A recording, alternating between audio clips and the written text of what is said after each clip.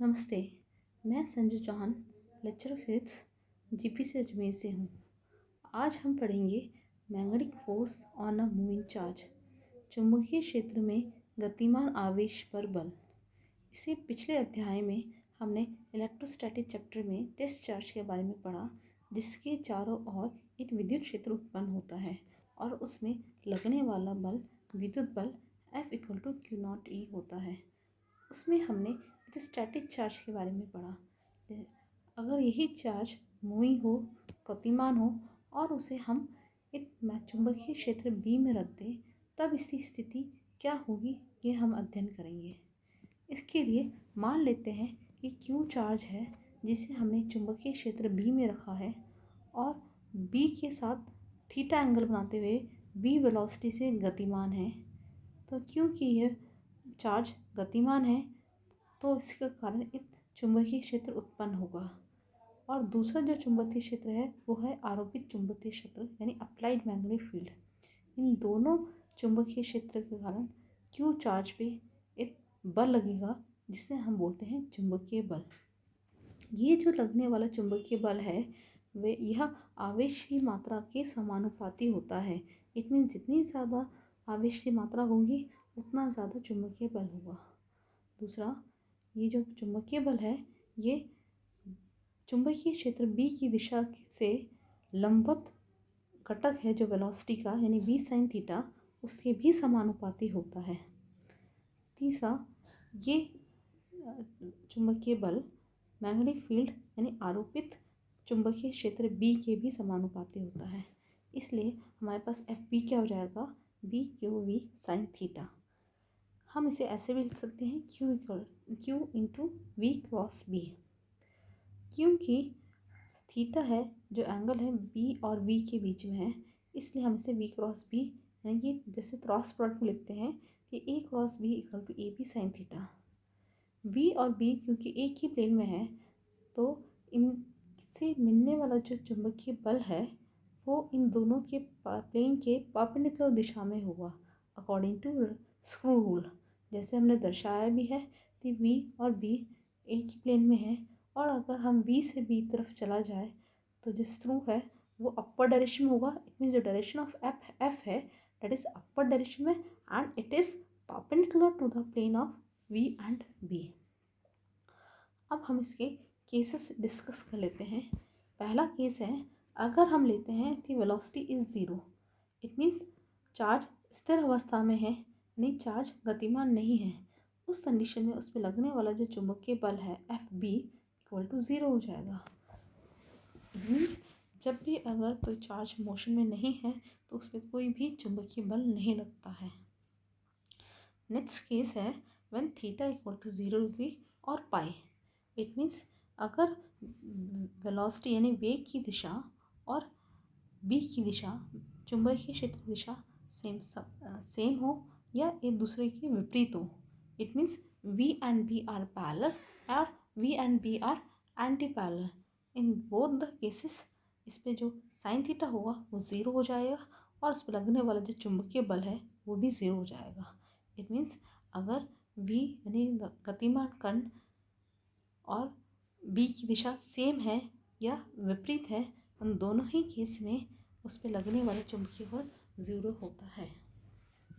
Case इसमें हम diagram भी देख लेते हैं एक बार।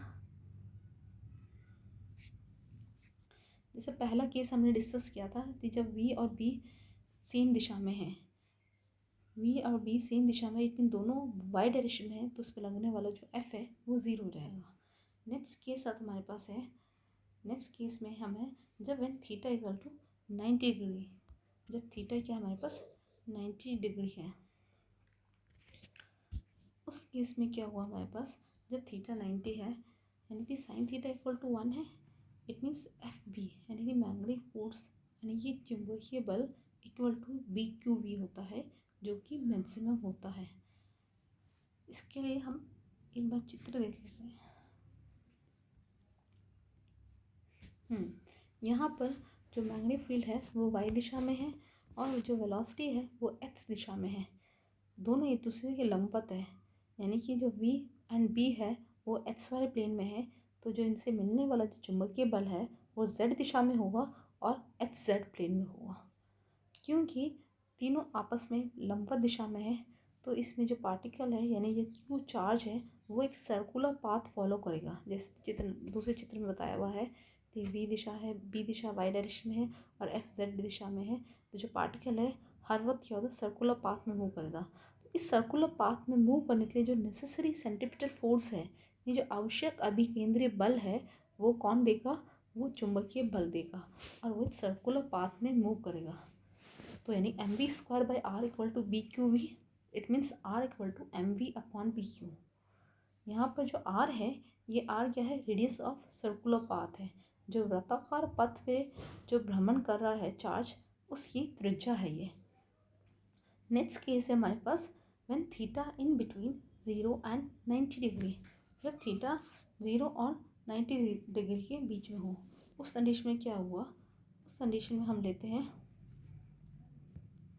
ये हमारे पास जब v b के साथ थीटा एंगल बना रहा है, उस कंडीशन में हमारे पास वेलोसिटी v के दो कंपोनेंट रिजॉल्व होंगे।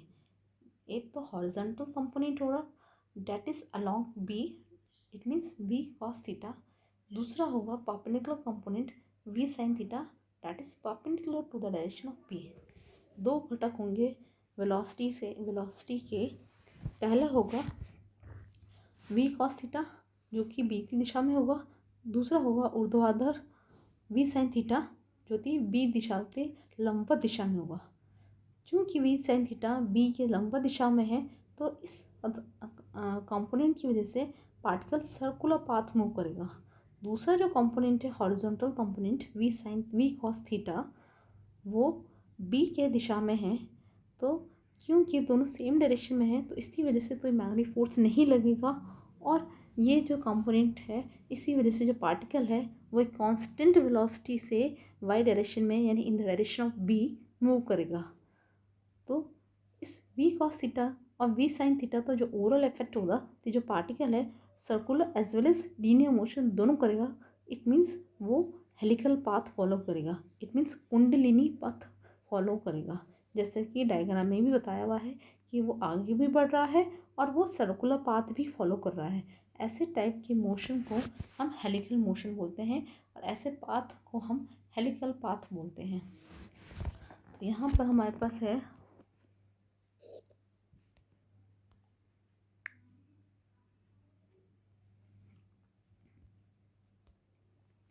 तो ये हेलिकल पाथ है। v cos थीटा b की दिशा में है और v हमारे पास b के साथ थीटा एंगल बना रहा था, तो हमने कंपोनेंट रिजॉल्व किया v sin theta v cos theta, तो ये हमारे पास हेलिकल पाथ आया। ये चार केस हमने जो डिस्कस किए। इसके अलावा एक चीज़ और है कि अगर चार्ज मूविंग है तो उसमें मैग्नेटिक फोर्स तो लग ही रही होती है, इसके अलावा उसमें इलेक्ट्रिक फोर्स भी लग रही होती है। इट मीन्स बोथ इलेक्ट्रिक और magnetic force both are available. तो टोटल फोर्स क्या हो जाएगी उस चार्ज पे F इक्वल टू, उस मूविंग चार्ज पे F equal to Q E यानी electrostatic force plus Q V cross B यानी मैग्नेटिक फोर्स। तो टोटल फोर्स जो हुई वो क्या कहलाएगी, लॉरेंस फोर्स। तो F इक्वल टू क्या हो जाएगा हमारे पास Q E plus Q V cross B. Thank you.